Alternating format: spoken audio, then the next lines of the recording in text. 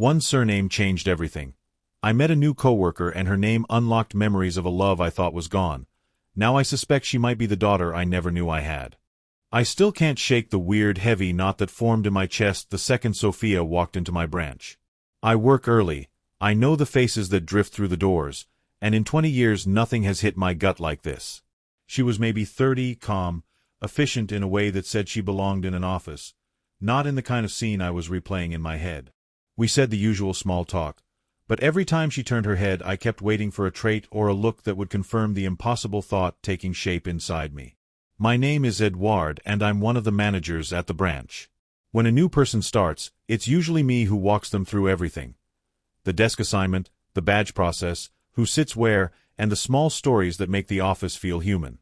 Sophia arrived with a stack of transfer paperwork from another city and a quiet confidence that made the morning look different. She had already been working for the company. She had asked for this transfer and the paperwork matched. I led her around, showed her where each team sat, and explained the badge process so HR could get her corporate ID. HR asks for a full legal name for the badge. When she told me her surname, I felt a flash of disorientation because it was a name I'd heard only once years ago. That name belonged to Anna. The memory of Anna came all at once. University nights, shared jokes, the closeness that turned into something more than friendship, and the decisions that later hurt people I cared about. I didn't say the surname out loud. I tried to stay professional, but inside my chest something tightened. I asked her carefully whether she had any relation to Anna. Sophia looked at me without surprise and said Anna was her biological mother. The words landed like a heavy thing on the table. Anna had died 5 years ago after a long fight with cancer. I had been there with her during that time. I had supported her through chemotherapy and hospital stays. We had been friends for years and more than friends for a spell. The news that Anna had a daughter whom I had never known about opened a door I had not expected. Sophia explained that she had been given up for adoption as a baby and raised by another family who loved her. She had a family who raised her and supported her. In recent months, she had started searching for her birth mother. She tracked down a name, followed leads, and eventually discovered that Anna had lived here and had died. With little more than an address and resolve, she applied for a transfer to the branch where I work and showed up to meet a life she had only traced by paper. We sat down for coffee after the tour because I wanted to hear more and because it felt wrong to leave the conversation hovering. I told Sophia that I had known Anna and that I had been close to her at the end of her life. I left out the worst details, how I had betrayed my marriage for a time with Anna and how that betrayal shaped everything that came after. There were things I could not say without making a mess. There were also things I could not keep from myself. Sophia described Anna in the terms of a person discovering a stranger who once held her in some invisible line to the past. She told me Anna never married and had no immediate family by the time she returned to town for treatment. I listened and tried to keep my face steady while my mind did the sums the way accountants sum numbers. Dates, ages, overlapping timelines. If Sophia was about 30, and Anna and I had been together around that time, then the possibility that I might be Sophia's biological father sat in the air between us. I did not tell Sophia my suspicion. Instead I focused on listening to her feelings. Gratitude for the family who raised her, curiosity about Anna's life, and a cautious hope to connect with the woman who had given her life. She said she wasn't trying to disrupt anyone's life. She wanted context, not upheaval. That seemed fair and it felt like the least I could offer. Truth handled with care rather than an impulsive confession. After she left, I went back to my desk and felt the familiar, awkward split between the self who is practical and the self that is haunted by old choices. I have kept photos and messages from Anna from the time we were close and from the period when she was ill. I went through them that night, searching for any hint of a daughter or a name I might have missed. I found nothing explicit. There were hospital snapshots, short notes about appointments, and messages that tried to be brave when courage was running out. Still, memory can rearrange details in a way that makes patterns appear if you look for them. Sitting with those photos, I remembered details that now seem like clues. An old appointment book with notes, a hospital wristband in a picture, a small, folded card in a photograph that I had never opened. The pattern of dates nudged at me and I started to make a practical plan. Review old messages, check dates, and note any hospitals or clinics that might correlate. It felt intrusive to treat someone's life like a case file, but the pull of needing to know was stronger than my instincts to leave ghosts undisturbed. I have not told my wife. The thought of dismantling years of what we built terrifies me, and the cowardice of silence is a weight I resent. Some mistakes we repair, some we live with, and some leave a dent that changes the shape of everything. That's where I am, between repair and revelation, trying to decide which step causes less harm. I replayed a fragment of our coffee conversation in my head so many times I could have recited it like a script. The moment where she said, "Anna was my mother," is carved in my memory. She gave me up, she told me, but I wanted to know where I came from. I remember replying with something clumsy like, "I'm sorry. I knew Anna." That was the truth and not the whole truth. When people tell you something intimate, you hold it like a hot stone, careful not to drop it. I was adopted at birth, and I finally found her name after months of searching. I didn't come to make trouble. I just wanted to meet her. I want to be honest with you. If you ever want answers, I'll help. But I won't force anything. Thank you. That's all I asked for right now.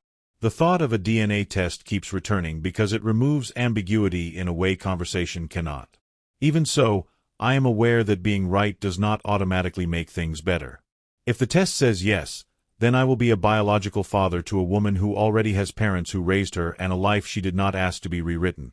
That reality requires humility and respect. If the test says no, then my fears may have been a trick of nostalgia and guilt. Both outcomes demand courage of a different kind. There are small things I can do now that do not force a confrontation. I can gather dates, quietly look through old messages, and note hospitals and clinics Anna visited. I can plan how to approach a conversation with Sophia that centers her agency. I can also prepare myself to be honest with my wife in a way that is necessary if this ever moves past the hypothetical stage. For now, gathering feels like the responsible first move. I know this journal entry is partial and messy. It's the kind of thing you write when you need to force your thoughts into a shape you can manage. I'm leaving this here so I have a record of how I felt at the start. The next steps feel both terrifying and inevitable, and I want to proceed without wrecking what might still be good in other people's lives. That restraint feels like a moral muscle I am trying to strengthen.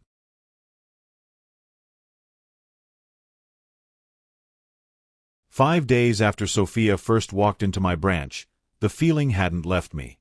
It lodged itself under ordinary routines and made even small tasks heavier.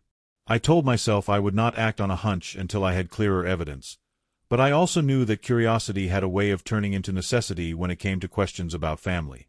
That tension kept me awake some nights, and made my coffee twice as strong. I set an entire Sunday aside to go through what I already had from Anna. I wanted the investigation to be limited and respectful: photos she had given me years ago, emails I had kept, a few notes in an old planner. I did not want to pry into anything that was not mine, and I wanted to avoid dragging other people into this unless I had to. Still, the more I looked, the clearer it became that there were details worth checking. The photos were the first thing I opened. Old images from a college party, a blurry shot of Anna at a Christmas market, a picture from the hospital months before she died. In one photograph she was sitting in a room with a small paper cup and a hospital bracelet visible on her wrist. The bracelet had a name of the hospital and a date. It was ordinary evidence of ordinary life, but it anchored moments to places. I wrote down the hospital name and the date from the bracelet on a sticky note and put it in my folder. Emails gave me the structure I needed to build a timeline. Date stamps are a steady thing compared to memory's hazy edges. I scanned messages where Anna and I planned to meet, messages where she told me minor updates about appointments, and messages from the time she returned to town. I found an email mentioning a consultation at a city hospital that matched the place on the bracelet. That coincidence moved the suspicion from something emotional to something factual I could follow up on if I chose to. I made lists, because lists keep me honest. One list was a timeline that matched Anna's medical visits to years when Sophia would have been born. Another list contained names of clinics and the approximate dates. A third was a set of questions I might ask, phrased carefully so as not to sound like an accusation. Planning felt like a small way to care for the people who could be affected. It felt practical and less terrifying than blurting out an untested suspicion. Between those lists and the stack of photographs, I found a small folded note that had been tucked in a book Anna gave me years ago. The note was brief and handwritten in a hurried script. It mentioned a clinic appointment and a phone number I did not recognize. The handwriting was hers. The memory of her script was distinct. Finding the note felt like holding a breadcrumb. I put the note in an envelope labeled "Possible Lead" and set it aside. I had found something interesting, but nothing conclusive. I did not contact any hospital or records office that week. Calling to request records often requires legal permissions, or at least a clear explanation of why you are asking. I wanted to avoid creating a paper trail that could feel invasive. Instead, I built more of a personal dossier from what I already owned: dates, photos, and a list of places to query if the situation demanded it. That way, if Sophia wanted help, I could be useful without stepping on anyone's privacy. My emotions swung between guilt and purpose. I remembered how close Anna and I had been and the pain of the years that followed. I remembered being unfaithful, the shame that stayed with me, and the ways my life had shifted because of those choices. Those memories are complicated in the best possible sense. They are not excuses but context. I owed honesty to my wife and to the truth, but I also knew that revelations about paternity can upend lives, even when they bring clarity. At work, I kept my professionalism. The branch ran on routine, and people rely on consistency in their managers. I attended team meetings and signed off on a dozen small decisions. When Sophia passed my office, I would sometimes ask a neutral question about her transfer or about a process in the company. Our conversations remained light. She spoke about her adoptive parents with clear affection and gratitude and emphasized that she was searching for her biological mother mostly to understand where she came from, not to disrupt anyone's life. There were moments that felt raw and ordinary all at once. One afternoon she told a story about a childhood birthday and how her adoptive mother made a cake the same way every year. She laughed in the middle of it, and the laughter was pure. That laugh is the kind of human detail that rearranges suspicion into something gentler. I had to remind myself that if I were part of her past, it did not give me an automatic right to rearrange her present. It only gave me the responsibility to be careful. 5 days of sorting, thinking, and assembling gave me a clearer picture of what action might look like. It also taught me how much I still did not know. Memory is porous and records are partial. There were gaps in dates, blurred names, and 1 or 2 documents I could not fully decipher. Those gaps were both frustrating and necessary. They told me that rushing forward would be irresponsible. I began to prepare what I might say to Sophia without revealing anything she did not want to hear. I practiced being direct but gentle. I wrote a few lines in my phone that were simple and grounded. I knew Anna. I knew her well. If you ever want help investigating, I can assist without pressuring you. The lines felt like the right balance between care and restraint. They would be honest, and they would center her autonomy. I also started to imagine the conversation with my wife in realistic terms. There is no way to make such a disclosure painless, but there are ways to be transparent and to own past mistakes. I sketched a simple plan in my notebook. Choose a quiet evening, explain the discovery, share the facts I had assembled, and promise to keep communication open. It felt cowardly to delay telling her, but I also wanted to avoid creating unnecessary fear based on a suspicion that might be wrong. The plan was a commitment to honesty paired with prudence. The practical part of my preparations included a list of respectful next steps if Sophia wanted a definitive answer. A DNA test, handled through proper channels, would be the way to remove ambiguity. I researched how these tests are performed in private family arrangements and noted organizations that help mediate sensitive conversations when parentage is at stake. I did not act on any of this. I simply wanted to know how to do it without causing additional harm if and when it became necessary. In the evenings I found myself replaying moments with Anna that were not dramatic but ordinary. The way she folded her scarf, a habit of tucking hair behind her ear when she was thinking, the small, fierce pride she had in her work. Those memories humanized my search. I wanted, above all, to honor the life she lived before I made any claim about what it might mean now that someone had appeared who was connected to her.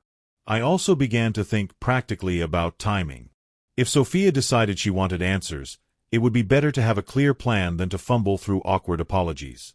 I sketched out which institutions might have birth records, what consent would be required, and how long a formal search might take. I made a note to avoid using my office email or phone for any inquiries. Boundaries mattered. This was not a corporate problem. This was a private, delicate human issue that deserved privacy. Sometimes I imagined the worst-case scenario, that the DNA would come back negative and all of this would be an elaborate coincidence that haunted me for nothing. I tried to sit with that possibility without letting it dismiss the feelings involved. Grief and regret have a way of disguising themselves as certainty, and I wanted to be sure I was not projecting because it made my past more comprehensible. Other times I imagined a different outcome. The test confirmed what my timeline suggested, and I would have to figure out how to be present in a woman's life that had already been fully formed by others. That outcome felt overwhelming in a practical way. It would require humility and patience, and a willingness to step back when my presence would be more harmful than helpful. The balance I kept trying to strike was between being prepared and being respectful. Preparation gave me confidence to act with clarity. Respect reminded me that any action should first prioritize Sophia's sense of agency and her existing family ties. The work of waiting and preparing felt like a discipline of care. At the office, I made small adjustments. I stopped sitting with my back to the main aisle so that if Sophia passed by I could smile and sound natural. I practiced short, neutral phrases for conversations that might arise. If she mentioned anything about the search, I wanted to be calm and listen more than I spoke. Practicing felt like rudimentary therapy. I knew how easy it is to turn a good intention into a performance, so I aimed for honest, simple presence. As the days passed, I felt the pressure of secrecy and the pull of accountability in equal measure. I think that is the essence of regret, the knowledge that an action or inaction changed things, and the hope that future choices can be steadier. For now, my choice was to assemble facts, prepare myself emotionally, and stay out of Sophia's path unless she asked for help. That felt like the smallest responsible act of kindness I could offer given how complicated everything already was. I went to bed that Sunday with my notes in order and a commitment to proceed only if Sophia asked for guidance or if a direct need arose. I also promised myself to be ready to tell the truth to my wife when the time required it. The promise felt heavy, but it also felt honest in a way that no amount of silence ever did. The steps I would take next, I decided, would be governed by respect for everyone involved and by a willingness to accept whatever truth the evidence provided.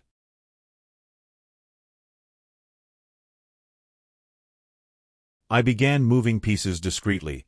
This stopped being just a suspicion and became a plan. 3 weeks had passed since I put my notes in order, and the small dossier on my desk had grown into a careful pile of dates, names, and reminders. I wasn't trying to play detective for sport. I wanted clarity before I said anything that could reshape someone else's life. The first thing I did was make a list of verifiable facts and the steps needed to confirm them. I called the hospital whose name showed on the bracelet in one of Anna's photos. The person who answered explained how privacy rules work. They told me that without legal authorization they couldn't release sensitive details, but they offered guidance on what a private citizen could request: dates of births registered, municipal offices that hold certificates, and the formal process to request non-identifying confirmation. It wasn't a shortcut, but it was direction. I reached out very cautiously to an old classmate who had been close to Anna at the time when she and I were together. I debated whether involving someone else was fair, but memory can anchor timelines in useful ways. We met for coffee and she remembered Anna with a clarity that surprised me. She recalled Anna missing classes during a particular semester for medical reasons and remembered general timing that helped me narrow the months I needed to check in public records. Nothing she said proved anything, but it helped me reduce the margin of uncertainty. I also messaged a friend who works in municipal administration to ask procedural questions. I explained only the outline of what I was trying to do and asked how a private citizen could request birth information without breaching privacy. My friend sent a straightforward checklist: which offices to contact, what forms to expect, and how mediation can help in sensitive cases. That checklist turned my vague plan into concrete next steps. While gathering facts, I practiced how to offer help to Sophia without making demands. I wrote 3 versions of what I might say: one that simply offered support, one that offered to coordinate a confidential DNA test, and another that included transparency about my past connection to Anna while emphasizing respect for her autonomy. I wanted language that prioritized Sophia's choices rather than my need for answers. Between calls and meetings, I watched small things at work that grounded me. I saw Sophia help a junior colleague polish a presentation, patiently explaining details and encouraging questions.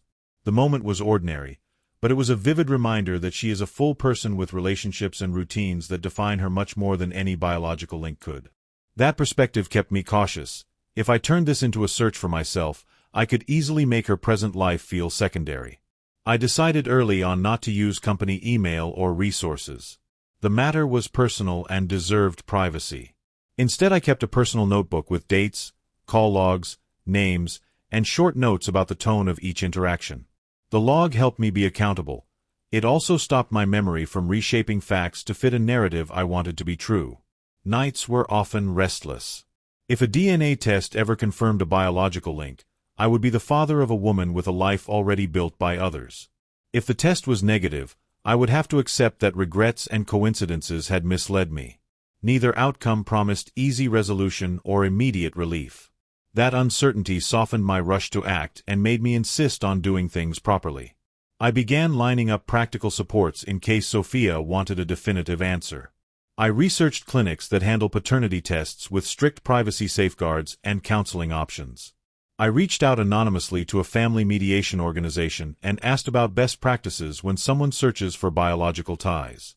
The mediator recommended a staged approach: offer help openly, allow voluntary testing through neutral professionals, and ensure counseling resources are available for everyone involved. That recommendation felt like a humane framework for action. On a personal level, the possibility of fatherhood reframed my regret. It was no longer only about past choices and the pain they caused. It also had a future-facing dimension. If I were biologically connected, responsibility meant steady action over time, not a single confession. That thought made me plan differently. I sketched how I would approach being present: listen more than speak, follow Sophia's lead, and respect the family who raised her. Preparing to tell my wife was another piece I kept in my notes. I planned to be clear and concise, explain the facts, outline the steps I had taken, and commit to honesty regardless of the result. I resisted dramatic confession. This was not about absolution. It was about accountability and timing statements, so they caused the least harm while still being truthful. A small, disarming moment helped keep this human rather than clinical.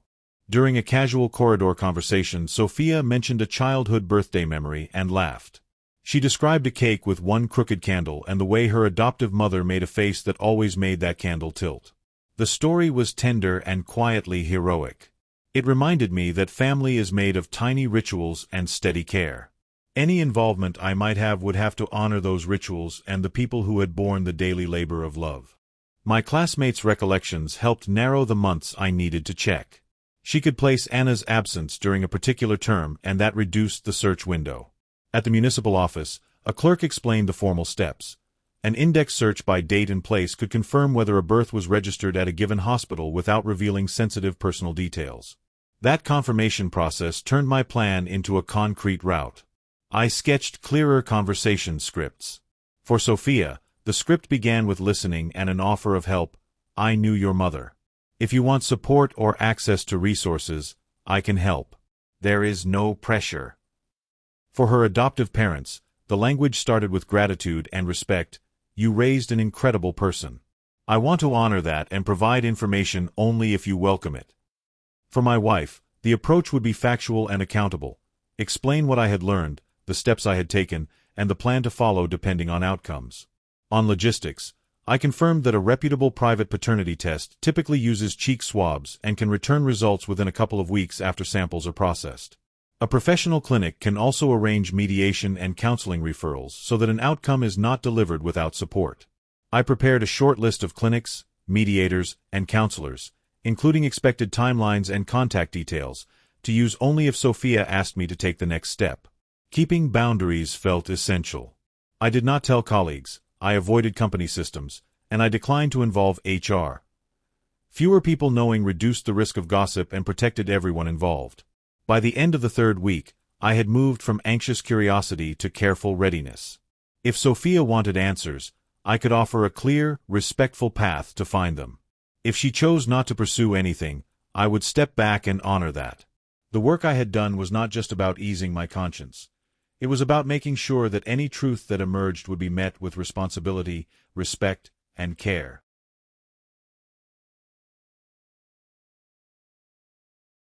I agreed to do the test because it felt like the only honest way forward. We met at a small clinic that specialized in family testing and mediation, the kind of place that keeps everything discreet and humane. Sophia came because she wanted answers, and because she trusted that I would respect her process. Before we swabbed cheeks, the counselor walked us through consent forms and confidentiality policies. I remember the quiet, the brisk efficiency of the nurse's hands, and the way Sophia looked at me as if measuring how much of herself she wanted to give to this moment. We each provided samples. The act itself was ordinary, almost banal, which made the waiting afterward feel like a different kind of loud. 2 anxious weeks followed that stretched and folded time in ways I hadn't expected. Workdays blurred into nights where the past and present overlapped in my mind.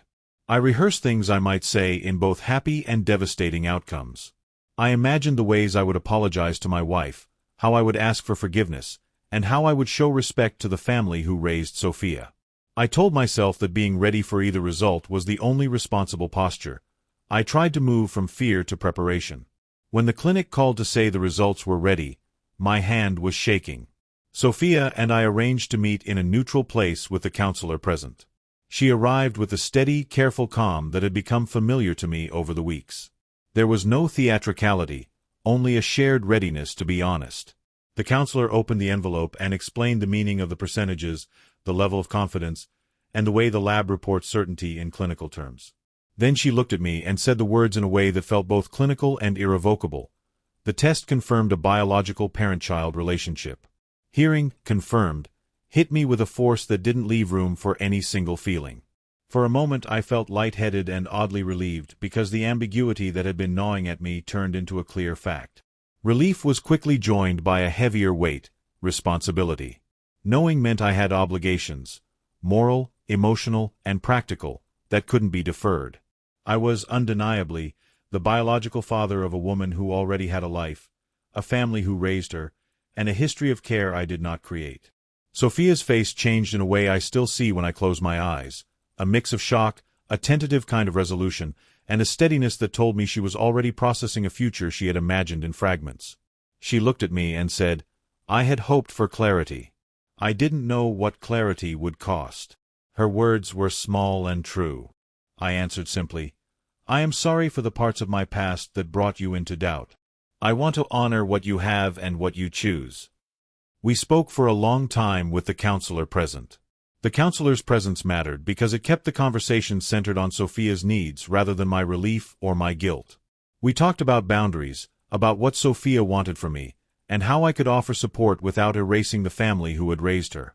Sophia made it clear that she loved the family that raised her and that any relationship she might build with me needed to respect that reality.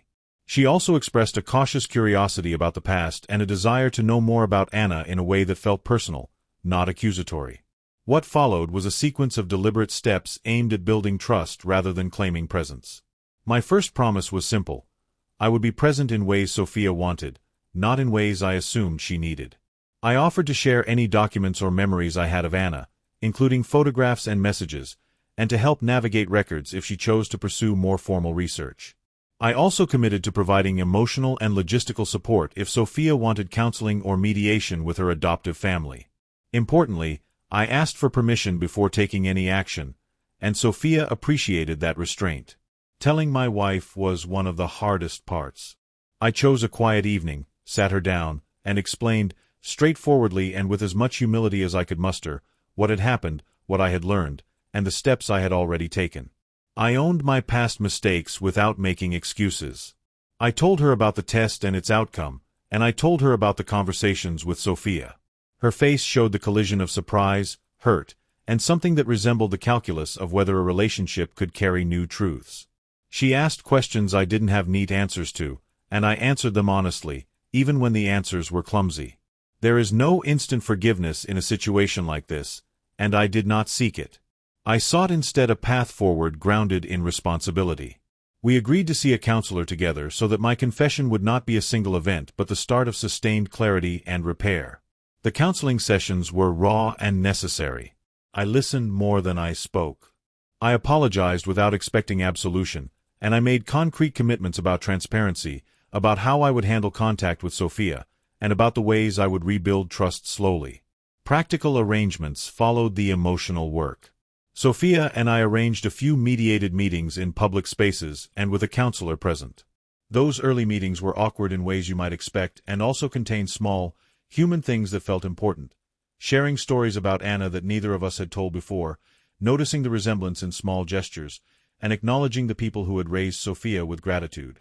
I made sure that every step I took was with Sophia's consent and that I deferred to her adoptive parents' feelings and boundaries. At one point her adoptive father told me, simply and plainly, "You didn't raise her, but you are now part of her story. Respect that." I took that seriously. Financial concerns surfaced briefly and were handled with care. I offered to help with any practical needs Sophia or her family identified, accessing records, counseling fees, or logistical costs associated with meetings. These offers were made without fanfare and with explicit permission. I wanted to make tangible gestures of responsibility without turning financial help into a substitute for emotional honesty. Over months, a slow, careful relationship began to form. It did not resemble a typical father-daughter arc. It was more like two adults learning how to fold new possibilities into already formed lives. I showed up to a few family dinners when invited, I sent messages of support on important days, and I listened more than I spoke. Sometimes my presence was small and quiet, a text to check in or a shared memory of Anna that Sophia wanted to hear. Other times we sat in silence, and that silence was not uncomfortable. It was a place where trust could be measured in consistency rather than grand gestures. There were moments of awkwardness and moments of unexpected grace. I was invited to see a photograph album I had never seen, one compiled by Sophia's adoptive mother with notes about early years. Seeing those pages was a reminder that family is the sum of steady acts of care over time. I told Sophia, honestly, that I would never attempt to replace what they had done. "I'm your biological father," I said once, "but you have parents who raised you, and that matters more than anything a DNA test can tell us." She nodded, and I felt the truth of those words settle. As months turned into a year, the urgent edges of the discovery softened into a rhythm.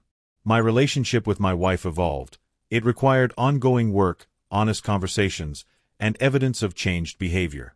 My apologies needed to be sustained by reliable change. With Sophia, the relationship remained deliberate and consensual. We found a pace that honored her autonomy and the family who raised her. I was present without imposing, and in that space, something honest began to build. Looking back now, the revelation altered the map of many lives but did not erase the years that came before.